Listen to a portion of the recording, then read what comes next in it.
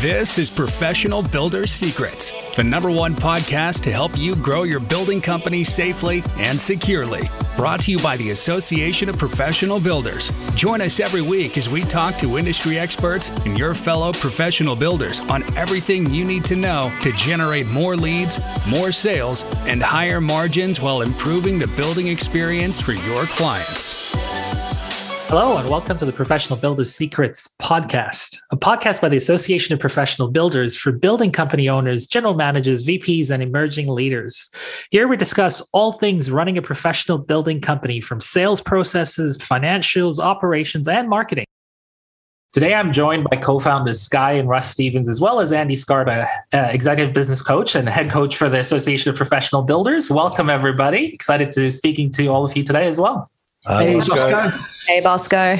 Well, a key component to running any successful business is getting the pricing right. Plenty of good businesses fail every year because they use the wrong pricing model. So tell me, how does a building company price their jobs? Well, there's a common practice, I think, within the industry where typically a builder will mark up their cost of sale, so their materials and labor that can be directly attributed to a job. They'll calculate that as a total, and they will simply add a percentage markup to that figure. And at the end of the day, they'll then hope to get to the end of the job and make a net profit, i.e. they just hope they're going to cover all their fixed expenses. But the best practice for a building company is to follow what we call the pricing for profit method. And that is where you will calculate a net margin that goes onto your jobs rather than a gross margin. And that's really important because the fixed expenses for each job will vary.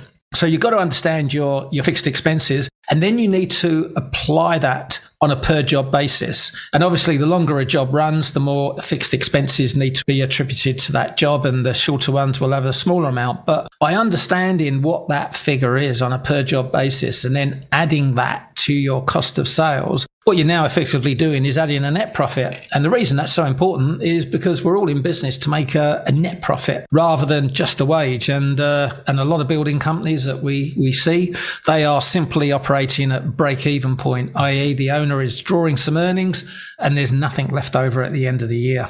What's the difference between that gross profit and net profit? You know, these are two interesting terminologies. I just want to dig a little deeper there. What do you think of the differences there that really builders should pay attention to? So the gross profit is the revenue, say the income from a job, less the cost of sales. So the materials and labor that can be directly attributed to that job. And the bit that's left over, that is your gross profit. And there's two important numbers there. There is the gross profit as a dollar figure. And then there's that dollar figure as a percentage of the revenue, which then gives you your gross margin.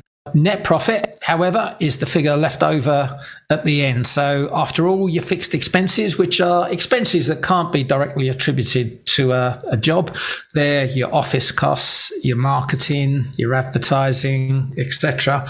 All of those costs, including the owner's salary as well. All of those costs, when you deduct those from your gross profit, you then end up with a net profit. And that's the bit we're all targeting. That's the bit that gets left over at the end of the year.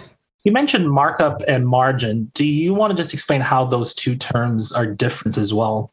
Yeah, I'm happy to dive in here. So if we start with margin, builder's margin, it's the amount of gross profit on a contract as a percentage of the selling price. Now, I'm going to do my best to explain this with an example. With figures, it can get quite hard when you're just listening. So, I mean, anyone listening at home, whack out, grab a bit of paper here so you can write these figures down. So it can all come together visually if you're a visual person. So basically, it means that if we say we've got a job, a project, and it's costing us $400,000 to build, and you add, say, $100,000 profit, that becomes a $500,000 contract. So the profit on the contract, which was $100,000, that's 20% of the selling price. So if you're still with me there, then we need to compare it to markup. And markup is the percentage added to the cost of sales. So if our cost was $400,000, if we were to add 25%, which is $100,000, that gives us our building contract. So the builder's markup was 25% and the margin was 20%. So you're probably all still following along so far. So it can seem like that's quite simple on the surface. Once it's explained, most builders are always nodding along like, yeah, that makes perfect sense. So what is the real problem? But there are actually two major problems that cost building companies a lot of money. Now, first, if you've got a contract that allows for 25% margin on variations, provisional sums, prime cost items, but you're only marking up those items by 25%. You're actually losing $80 of profit on every $1,000 worth of variation. So that's an 8% net margin on every transaction, which in business and running a building company, that's huge. But the second problem is a lot more sinister, because most building companies' financial reports make no sense month on month. We covered this in one of the original episodes. This is all because of the work in progress accounting adjustment, which usually and most building companies do not have this inside their accounts. So, 1 month they're up, the next month they're down. So they're just not making sense. And because the financial reports make no sense, builders tend to do quick mental calculations. So if we go back to that original example that you might have written down there, if you have that $500,000 contract, say you've done a claim and you've just claimed $100,000 on that $500,000 job, 25% of $100,000 is 25 grand. So builders typically at this point think, well, that's my gross profit. And it's not. That's what we need to remember. 25% was the markup and not the margin. So now we have a builder that thinks they made $25,000, but really they only have $20,000. And that's a massive problem when that imaginary $5,000 just gets spent. And as soon as you multiply that by, say, having 5 jobs on the go at any one time, can you see, Bosco, that you can it's so easy to get into a real mess? It's you're basically touching money that doesn't belong to you, which is scary on its own. Exactly. And that one difference, it's so easy. So a 25% margin, if you wanted to be achieving that, you need to be marking up by way more than that. It's 33 1/3%. And, we can go through all the ratios, but that is the biggest problem.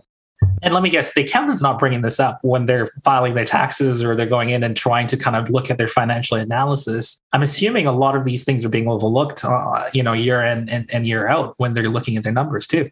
Well, what the accountants are looking at are the actual margins, and they're just thinking, they've got lower margins. They're not involved in pricing the jobs. So it just comes out in the wash so much later. So why do so many builders get their pricing wrong and end up in this mess in the first place? Well, I think I'll jump in on this one. It's primarily, again, a situation of they don't know what they don't know. I think most of the builders that we talk to obviously are taught how to build houses. They're not trained as accountants. They're not necessarily trained as cost accountants. And therefore, when they get into the difference, and although it's a major difference in the way it plays out, to most people, margin, markup, what's the difference? It's the same thing.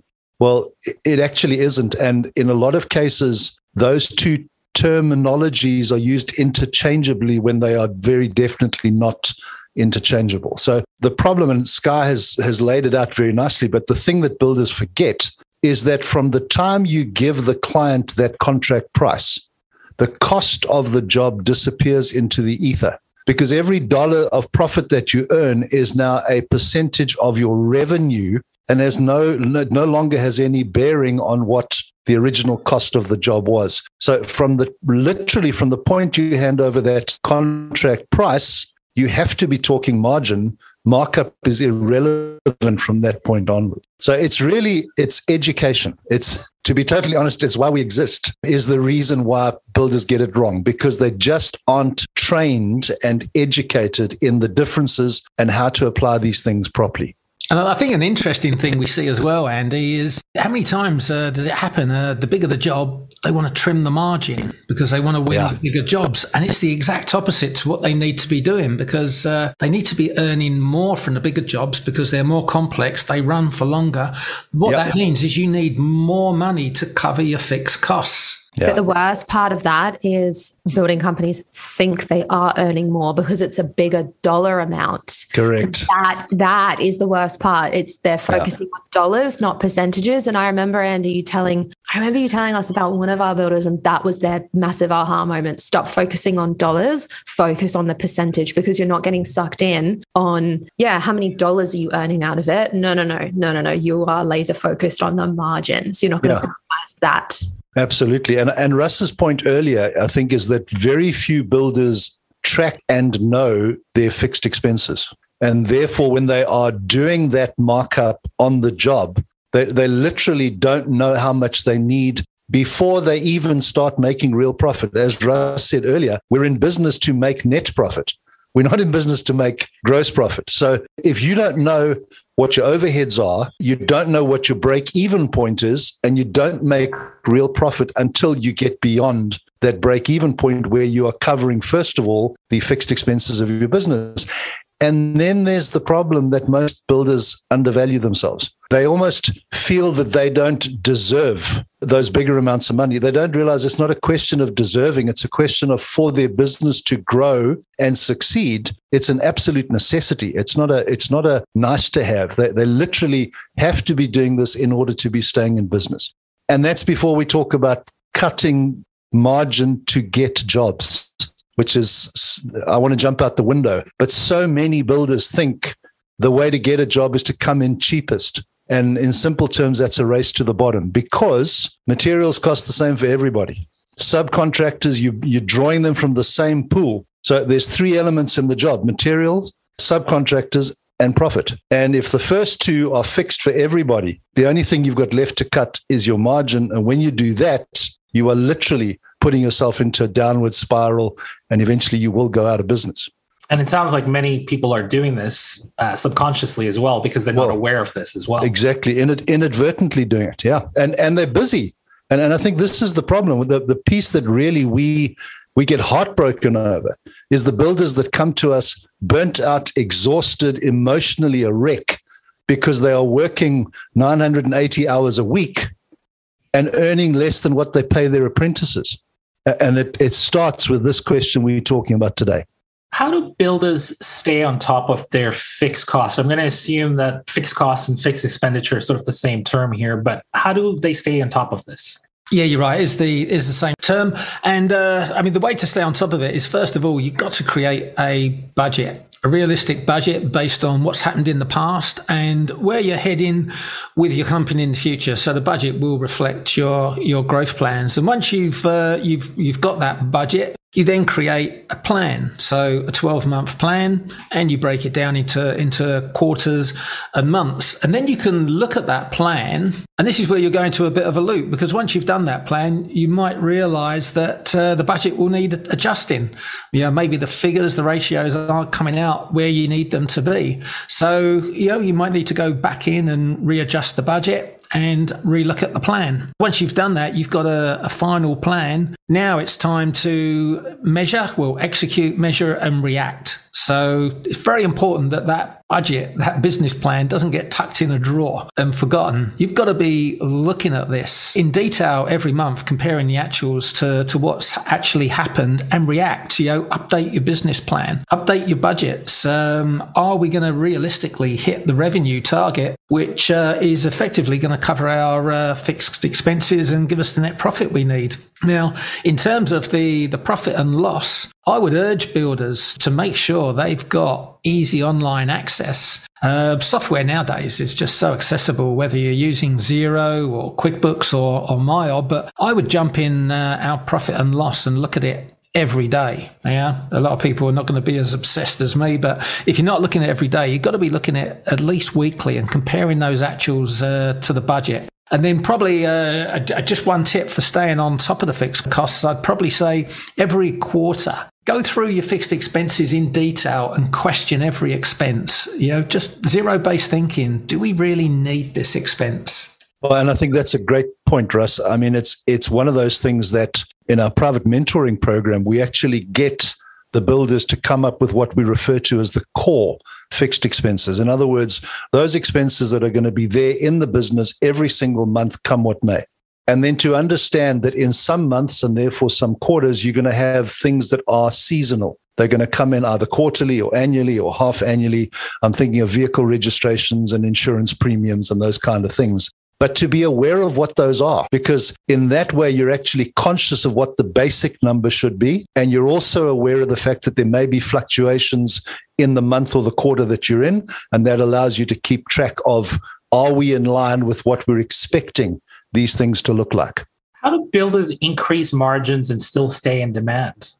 I love that question, because when we always talk about builders should be increasing their margins, it's like the first thing everyone comes back with. Well, if I just increase my margins, I can't win the jobs, can I? And, plain and simple, no, of course you can't, because you can't just increase all of your prices. Certainly if they're quite low margins to then hit the industry benchmarks, that could be quite a swing. You can't just do that overnight and expect everyone to still sign up with you because you instantly can show that value. No, you actually need to demonstrate a lot more value. And how and why or how you can do that is actually going to be through better marketing. We've talked about this previously. Marketing has a direct correlation into your margins. So if you can actually invest into a proper, detailed, regular, and valuable content marketing strategy, that's how you can influence your margins. And the reason why is quite simply because you are attracting a better quality lead. You are going to be attracting the kind of consumer that wants to pay a premium to go to a professional building company that can handle everything for them and deliver a wonderful client experience. And the way you show that isn't by talking about yourself constantly and just saying, come build with us and doing very, B- kind of marketing. No, it's a proper content marketing strategy. We're talking about helpful, regular content articles, getting in front of the camera, sharing some tips about designing a dream home. Talk about how to design a home that fits your unique lifestyle. Some things you may want to include in your kitchen design or whatever it may be. Get helpful and make sure that you are visible everywhere. You are putting this on your website. You are publishing these videos online on Facebook, on Instagram, and on YouTube. Make sure you are showing up and posting regularly on those platforms. And of course, make sure you are following up everybody professionally and regularly in the background via email, and that you've got a very, very good detailed and systemized sales process so that you can get back to people promptly. You follow up. You are taking people through a systematic approach to getting them into some concept designs. Then you're, refining those designs. Then you're doing a preliminary building agreement before getting into a contract. That is how you win high margin contracts. The beauty of this is its simplicity as well, because it's all supply and demand. That's all we're talking about here. We're talking about generating more demand for your services. And when you do that, not only can you grow your building company, but this is how you increase margins. Very, very simple stuff.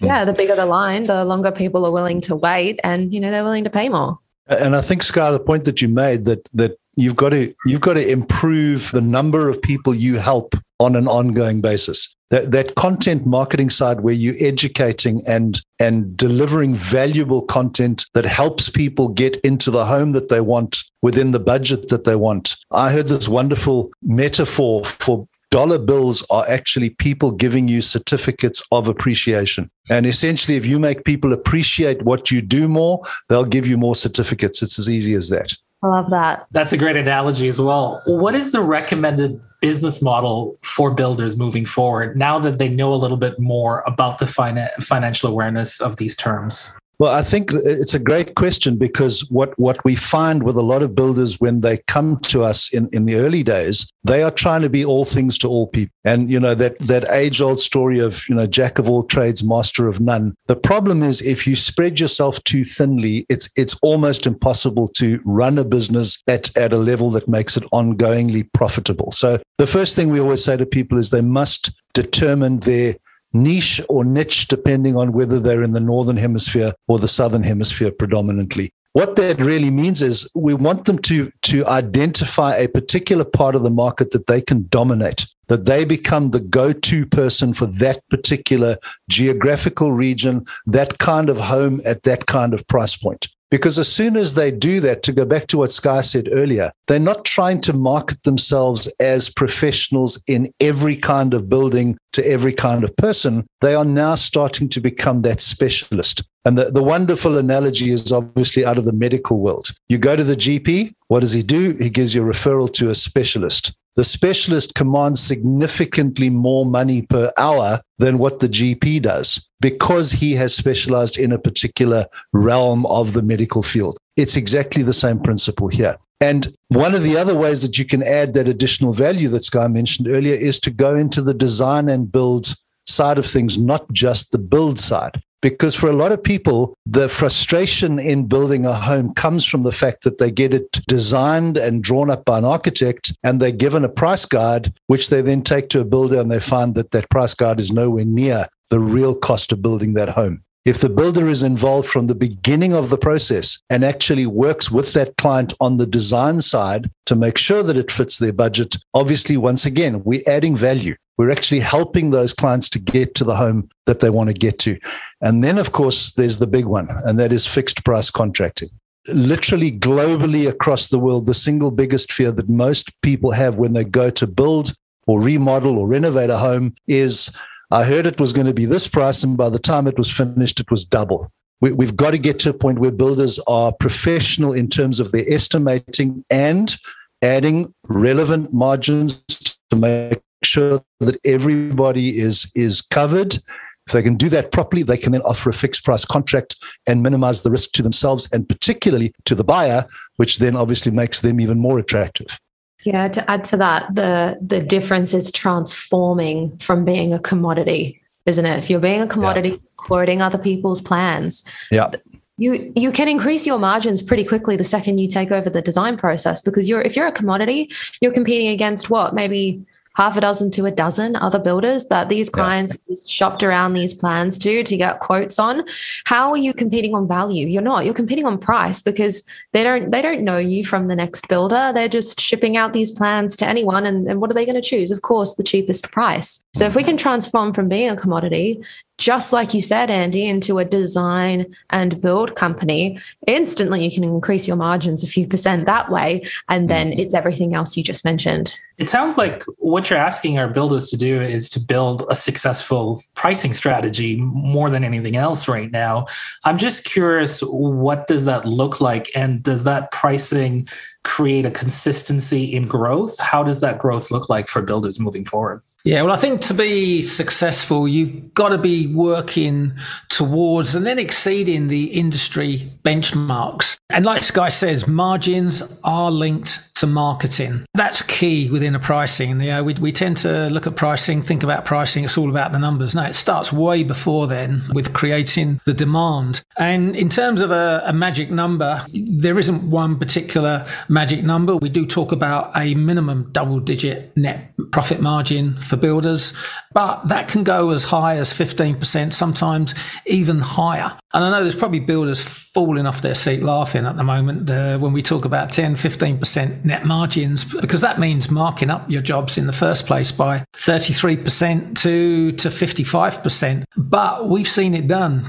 We've got the numbers. We've seen this been executed successfully by a lot of residential builders. And it all comes down to supply and demand again, which can really be reflective of what's happening in the global economy and even your local economy. Because when you have low competition in your area and a good reputation and a lot of demand, that's the time you've got to be making the most of that situation, building up your reserves by heading towards a 15% plus net profit. And when that happens, sooner or later, you'll find more competition will start arriving on your doorstep, and then your net margins will get pushed down. But at least you got somewhere to go. But you never really want to go below 10. That's pretty much the operating benchmark, really, for a successful building company, between 10 and 15% net. And just to underline that, it's important to anybody listening, we're talking net margin after all of your overheads and fixed expenses have been covered, because that's the critical piece. Yeah, we don't want anyone thinking, oh yeah, I marked my jobs up by 15%. I'm ahead of go. No, if you're marking up by 15%, you're probably breaking even at best, but more likely, because it's a markup, losing money. Well, this ties it all the way back to exactly what you're talking about in the beginning, Russ. We're talking about our formula of pricing for profit. Yeah. Is all about net. When we talk to so many builders and we talk about their margins, anytime a builder talks about their own margins, all they're talking about is gross. Which again, you can mark up your costs of sales, your materials and your labor to get a gross markup. But when we talk pricing for profit, we want to ensure you get a net profit inside every single project, so that there's a net profit at the end of the day in your entire company. Yeah. And I think the important thing, Russ, in terms of what you mentioned earlier, is that we are very fortunate that we work with builders all over the world. in every element of the residential construction industry at every size and at every level of business development. So when we talk about, we have builders that are achieving 25% gross margins, 10 to 15% net margins, that's not a particular type of builder. That is literally, in most cases, that's the minimum that we are striving for. There are guys that are achieving more than that in various parts of the world, in various parts of the building industry. So it's absolutely achievable. And I think to add to that, if we go back to something you were saying before, Andy, I think there was the reluctance to increase those margins, to charge that because you don't feel like you're deserving. I don't think we've had one member who has increased their margins and regretted it, but you tell me. No. Absolutely not. Absolutely not. And I think the point you're raising there, which is important, is this. If what you are going to do as a builder is go after being the busiest builder in your city, well, that's up to you. But I think most builders that think this through logically would rather be the most financially successful builder in their city. And so many guys come to us with their plan to grow their business is to double the number of jobs that they're doing at a ridiculously low margin. Because what they've realized is they're only making $2 on a $1 million contract. And if they want to make $20,000, they must do 20,000 contracts. The compound effect of moving your net margin and obviously your gross margin up by 1, 2, 3, 5 points, the effect that has on working less and earning more is phenomenal to see. And when builders, when they get that, their lives change forever. Remember our comparison, Andy, for the clients? I think Builder A versus Builder B. We had a little example. Traditional pricing versus new pricing, which is pricing for profit. And we launched Builder A versus Builder B to all of our private clients. And I remember you just saying Builder A and Builder B are famous among the builders now. And it just compared a 3-year growth of doing the exact same projects, investing actually slightly more in marketing on Builder B, who was using the new pricing model. So their fixed expenses went up. But they were doing the same amount of projects every year, trying to grow, and they were just pricing different. Literally, Builder A, who was using the old module, started to lose money. And the worst part is they probably didn't realize it. But Builder B, we were doing so conservative, weren't we? We were going like tiny net margins, made money every single year. Yeah. And that, I think, is the kicker. Like if you're pricing wrong now, that's painful, but wait until you grow. Because that's when it gets really painful. Yeah. I'm just curious, what is the percentage of builders that come to the Association of Professional Builders thinking they've got their numbers figured out and their margins and their markups, and then they have this shocking revelation that they've been doing it wrong all along? Is there a percentage or a number? I'll have a crack at it if you like. In terms of the guys that we work with in the private mentoring program, I would say it could easily be as high as 85 to 90, easily.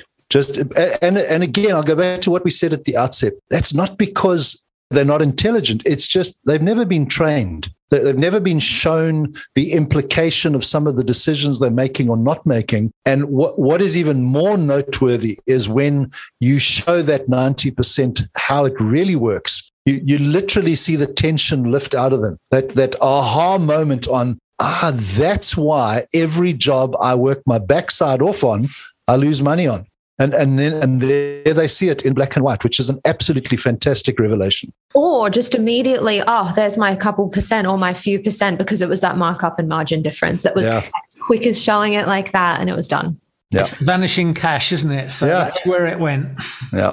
Goes back to that old saying, when you know better, you do better, I guess. Do you get builders coming to you going, let's just take on more clients to solve this problem? Is that a common question that you guys get too? Totally. I mean, Andy just said it before, like, all right, so I'm making X amount of net profit on, 10 projects. I'm just going to do 20 projects next year. That's how I will grow. And it's because, well, a couple of things. Yes, that could logically make sense, but not in the real world because your fixed expenses go up exponentially, I suppose I should say, compared to that. But also, revenue is sexy. We all chase revenue. We suddenly have a big building company, the more revenue we have, and we suddenly have a big company that we can get proud of. But There's actually a really great, fascinating book. You may or may not have read it. It's called Profit First. It's by Mike Michalowicz, I'm going to say his last name is. It's a very simple yet profound book. It's helped so many people. And essentially, he's talking about profit first. I'll park that idea for a second. Something he raises in the book, and he talks about this quite extensively, is not comparing companies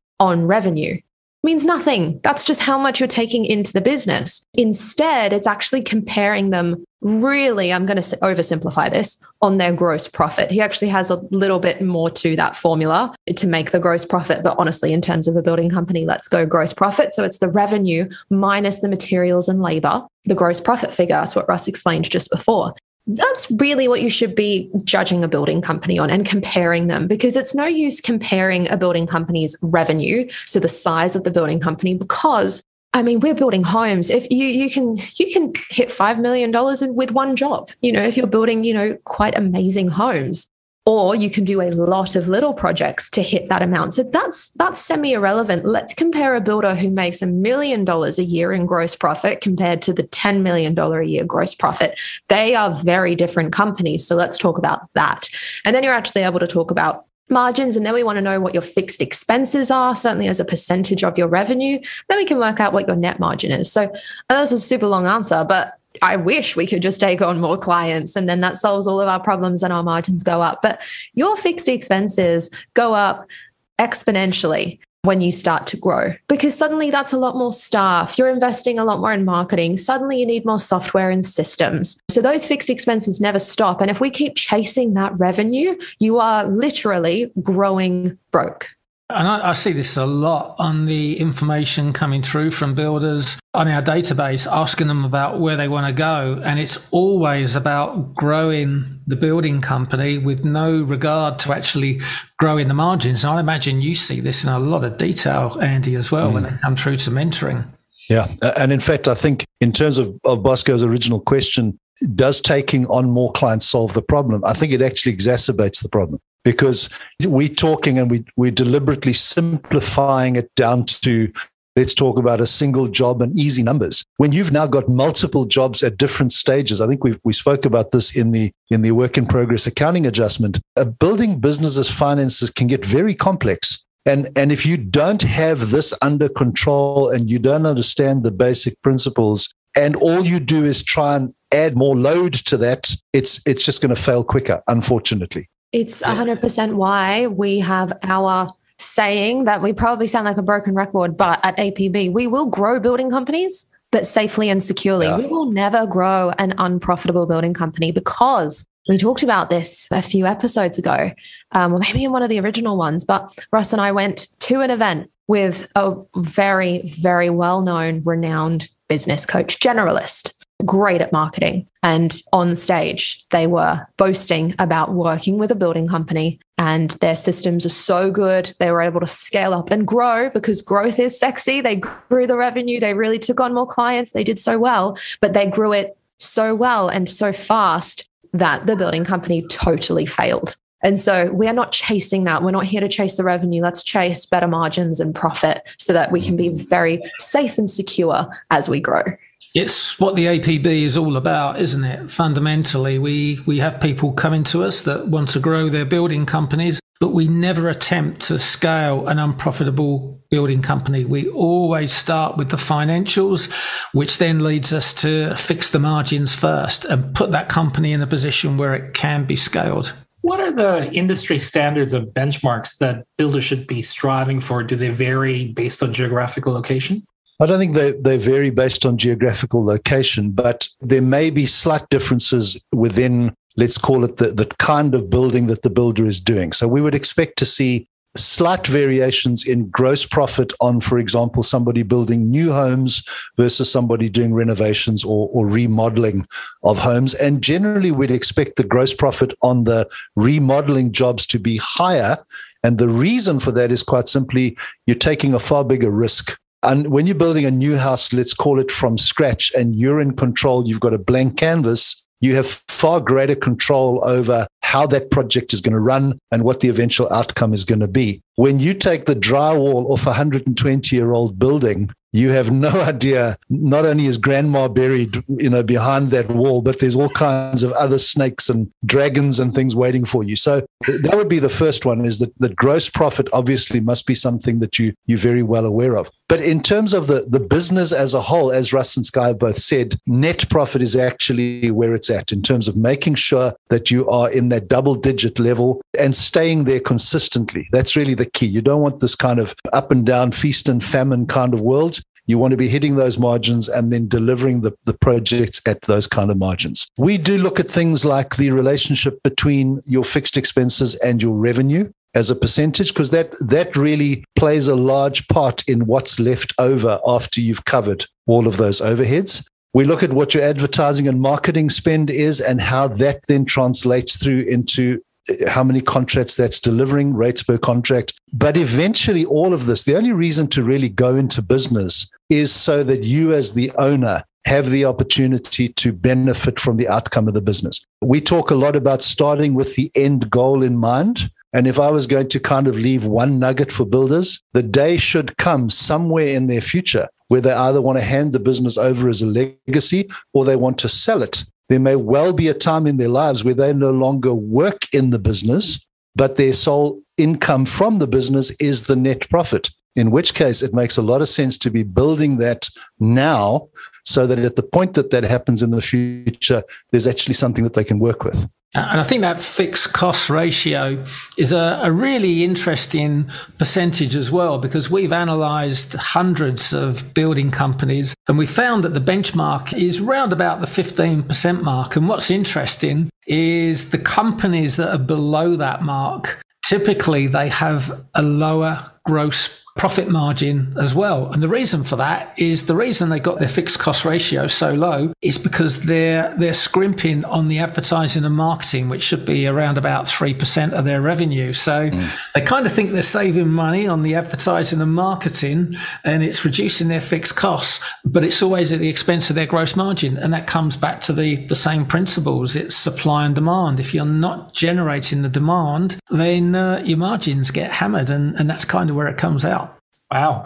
Well, this has been a very insightful interview. And as always, Sky, Russ, and Andy, you always leave our listeners better than you found them. And I hope that we can all start to apply some of this knowledge in our day-to-day applications. Any final words from any of you? I think the reality is the biggest thing that builders need to do is to understand that fundamental difference that Sky explained earlier. Get to understand the difference between markup and margin, and then make sure you're looking after your fixed expenses. Those would be the two keys. Yeah, I'd probably agree with that. I think fixed expenses, this is something in our experience, not enough builders, I would say most business owners in general, but specifically building company owners, they're not going into their accounts regularly and actually reviewing their fixed expenses. We call this cutting the fat. Russ mentioned do it, quarterly. You probably will have to do it monthly for a period of time if you've never done this, but go through line by line all of your fixed expenses and just be very objective. Do you need this? Do you still use that software? Because no joke, when we walk members through this and they're doing it for the first few months, they find software they thought they canceled. They're not using it for months. So get a hold and get a handle on your fixed expenses would be my biggest tip. Yeah, definitely know your numbers, because I think what we do see is when you know your numbers in business, that leads to a mindset change and you start to value yourself, you value your time, and you get a bit angry because you realize that you've been building houses for no profit, to benefit people that are already quite wealthy. And you don't want to be bitter. That's the thing. It's not a nice emotion. So if we can get through that as quickly as possible, then we can move into, being optimistic and actually making that profit. Well, on behalf of our listeners today, thank you so much for joining us. We really appreciate your time and your insights. Amazing. Always a pleasure. Thanks, Bosco. Thank you for listening. Remember to subscribe to Professional Builders Secrets on your favorite podcast platform and leave a review. To learn more about how the systems at the Association of Professional Builders can help you grow your building company, visit associationofprofessionalbuilders.com. See you next time.